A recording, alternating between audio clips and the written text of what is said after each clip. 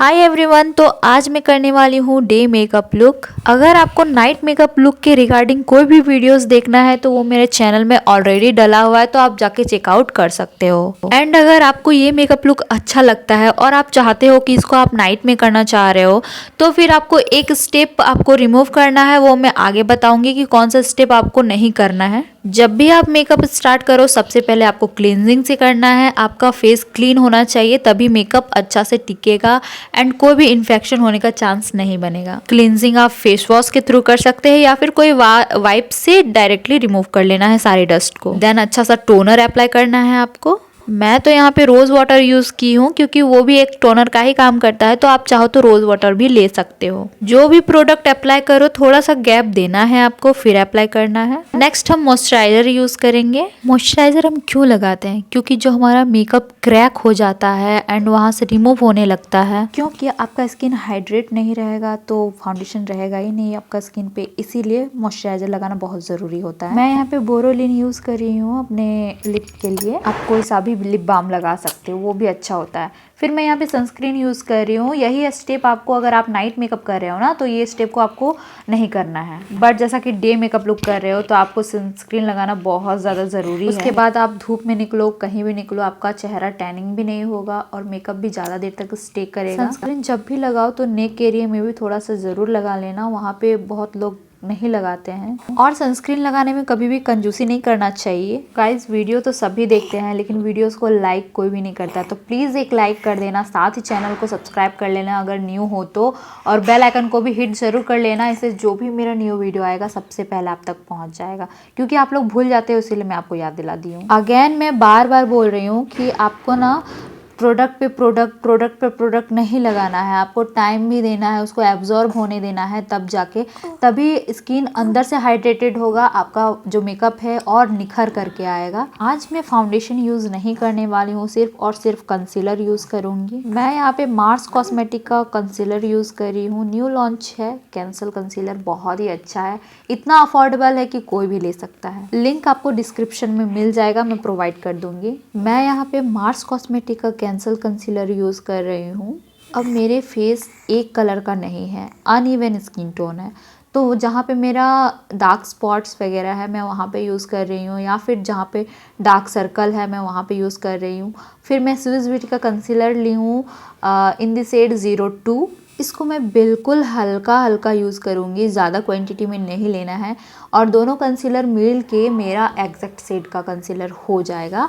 उसके बाद यहाँ पे मुझे फाउंडेशन का बिल्कुल भी नीड नहीं होगा, अच्छे से ब्लेंड कर लेंगे। उसके बाद आपको दिखाते हैं जादू। अब देखो, ब्लेंड जब आप करते हो तो कैसे करना है, चॉइस इज़ योर। अगर आपको ब्यूटी ब्लेंडर से अच्छा लगता है तो उससे करो, ब्रश से अच्छा लगता है तो उससे करो। मुझे कहीं जल्दी जाना होता है तो मैं ब्रश यूज़ करती हूँ, अगर लेट से थोड़ा जाना रहता है, मेरे पास टाइम रहता है, तो मैं ब्यूटी ब्लेंडर यूज़ करती हूँ। ब्लेंडर कैसे यूज़ करना है अभी तक बहुत लोगों को नहीं पता है। मुझे कमेंट आता है कि दीदी मेरा फाउंडेशन ना ब्लेंडर पे लग जा रहा है, निकल जा रहा है। इसका दो रीज़न होता है, या तो फिर आप बहुत ज़्यादा भीगा हुआ ब्लेंडर ले रहे हो, पानी में डिप कर रहे हो एंड थोड़ा सा नीचे निचोड़ रहे हो और आप डायरेक्टली यूज़ कर रहे हो, या फिर आप सूखा ब्लेंडर यूज़ कर रहे हो, या फिर आपने स्किन प्रेप अच्छा से किया ही नहीं, मॉइस्चराइज़र स्किप कर दिया, प्राइमर वगैरह स्किप कर दिया। ब्यूटी ब्लेंडर को लो, पानी में डिप करो, देन उसका सारा पानी निचोड़ दो, एक भी बूंद ना आए ऐसा करो। एक अच्छा सा क्लीन टॉवल लेना है या फिर हैंकी ले लो, उसमें आपको ब्यूटी ब्लेंडर को रख के अच्छे से उसका मॉइस्चर निकाल लेना है, ठीक है। उसके बाद आप यूज़ करो। कंसीलर को अच्छे से ब्लेंड करने के बाद मैं यहाँ पे लाइट शेड का कॉम्पैक्ट यूज़ कर रही हूँ। आप चाहो तो एग्जैक्ट अपने शेड का भी कॉम्पैक्ट यूज़ कर सकते हो। क्योंकि मैं यहाँ पे हाईलाइटिंग नहीं की हूँ तो मैं कॉम्पैक्ट लाइट शेड का लूँगी ना, तो उससे मेरा हाईलाइटिंग का जो प्रोसेस है वो भी कंप्लीट हो जाएगा। बेस को जब भी सेट करो आपको क्रीज को हटाना है, चाहे आप ब्रश एक बार चला लो या फिर ब्यूटी ब्लेंडर चला लो। उसके बाद आपको अच्छे से टैप टैप मोशन में आपको पाउडर को अप्लाई करना है, चाहे आप लूज पाउडर लगाओ या फिर कॉम्पैक्ट लगाओ। ड्रैग आपको बिल्कुल भी नहीं करना है, उससे जितना भी मेकअप है आपका कहीं कहीं हट जाएगा, बहुत ही गंदा दिखेगा। कई लोगों का मुझे कमेंट आता है कि दीदी नोज़ के पास से मेरा मेकअप रिमूव हो रहा है, तो वहाँ पे आपको फाउंडेशन उतना लगाना ही नहीं है, क्योंकि नोज़ जो एरिया होता है ना वो सबका हाईलाइटेड पॉइंट होता है, वहाँ पे उतना फाउंडेशन कंसीलर लगाने का नीड ही नहीं होता है। तो जो ब्यूटी ब्लेंडर में बचे आपको उसी से ब्लेंड कर लेना है। नाउ दिस पॉइंट मैं यहाँ पे आईब्रो क्यों करती हूँ आपको बता रही हूँ। देखो अब मेरा पूरा फेस जो कि है क्लीन हो चुका है, ठीक है। अब मुझे एक्स्ट्रा जो क्लीनिंग होता है आईब्रो का वो मुझे नीड ही नहीं है, इसीलिए मैं यहाँ पे सबसे पहले स्पूली से ब्रश आउट करूँगी, क्योंकि जितना भी फाउंडेशन पाउडर है वो सारा निकल जाएगा। उसके बाद मैं यहाँ पे एक पैलेट यूज़ करी हूँ, इसका भी लिंक मैं डिस्क्रिप्शन में दे दूँगी, अगर आप चाहो तो खरीद सकते हो, बहुत ही अफोर्डेबल है एंड इससे आप कॉन्टोर भी कर सकते हो इस पैलेट से। और फिर जब आप स्मोकी आई मेकअप वगैरह करते हो ना तो भी ये वाला पैलेट काम आ जाता है, तो मतलब मल्टीपर्पज़ आप इस पर वर्क कर सकते हो। आई नो कि आईब्रो के लिए आप हमेशा कंफ्यूज रहते हो कि दीदी कोई बताता है ब्लैक लगाओ, कोई बताता है ब्राउन लगाओ। जी नहीं, आपको दोनों सेट को मिक्स करना है, उसके बाद आपको एग्जैक्ट इंडियन स्किन टोन का जो आईब्रोज़ होता है वो आपको लगाना है। मैं देखो मेरा जो आईब्रो है ना वो बहुत मोटी मोटी है, तो मैं सिर्फ लाइनिंग करती हूँ, फिल नहीं करती हूँ।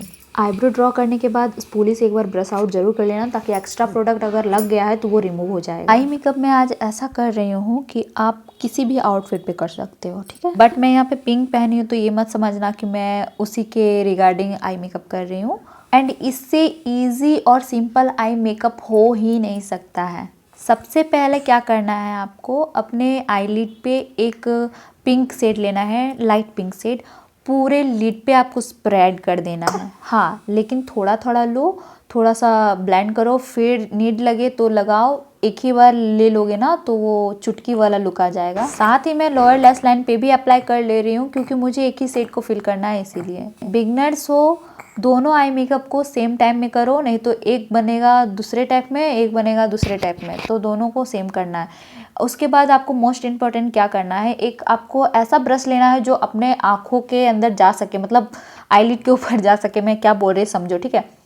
उसके बाद जितना भी आई शेडो है ना उसको डस्ट ऑफ कर देना है, एक्स्ट्रा आई शेडो को।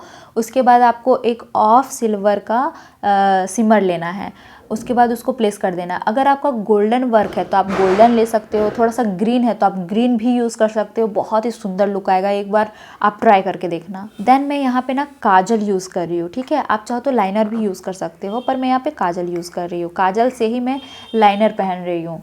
देन मैं एक डार्क पिंक, मतलब डार्क रानी शेड आप बोलो तो, उसको पिक करके जितना भी मेरा लाइनर है उस एरिया पे मैं उसको सेट कर दूंगी एंड थोड़ा सा मर्ज कर दूंगी, ताकि एक स्मोक आउट लुक आ जाए एंड इतना खूबसूरत दिखेगा ये वाला आई मेकअप, जैसा कि आप देख पा रहे हो। उसके बाद मैं यहाँ पे पाउडर ब्लश यूज़ कर रही हूँ, आप चाहो तो इस टाइम पे लिक्विड ब्लश भी यूज़ कर सकते हो, कोई प्रॉब्लम नहीं है, कोई पैचेस नहीं पड़ेगा। बट जैसा कि मैं आपको बोली थी कि डे मेकअप लुक कर रही हूँ, तो डे मेकअप लुक में अगर आप पाउडर ब्लश लगाते हो तो वही अच्छा रहता है।